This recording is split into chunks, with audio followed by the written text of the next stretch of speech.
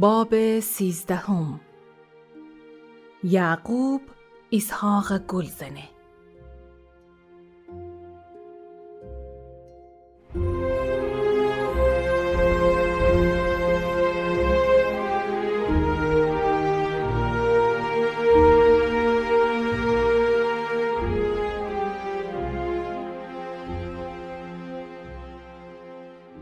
وقتی که اسحاق پیر بسته اون چومان کور بستید.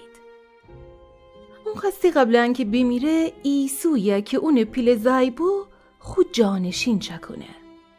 هنوسی ایسوی خوورجه دوخده و بگفته پسر جان، من ده هسته پیر بستم و ننم که میرم تی تیر و کمان اوسن و ایتا شکار میره باور هو شکار جه ایتا خورم غذا میره چکن خیم قبل اینکه بیمیرم ایتا خورم غذا بخورم و تره برکت بدم.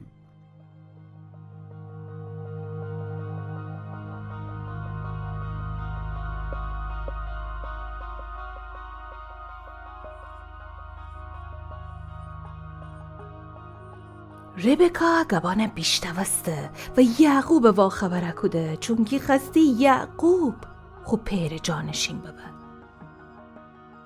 وقتی ایسو بوشو شکار ربکا یعقوب بگفته دوتا چپاق بوزغله باور که اسحاق ریت خورما غذا چکنم.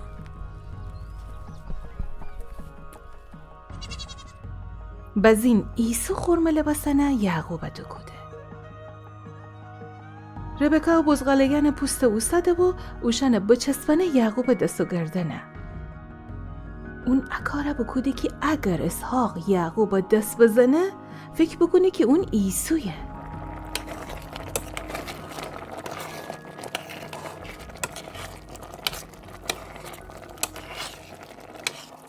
ربکا غذای چکوده و یعقوب اونه باورده خوب پیر ورجه.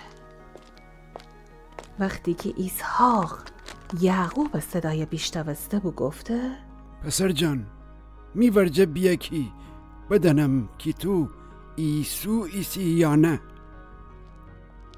یعقوب نزدیکتر بوشا.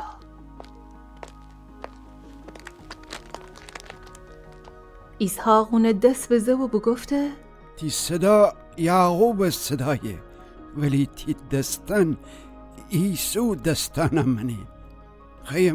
خیم رسی بدنم که تو ایسو ایسی یا نه. یعقوب با گردسته بگفته تی خاطر جمع ببه من ایسویم.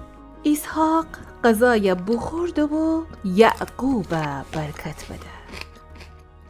اتویی اون اسحاق جانشین ببسته.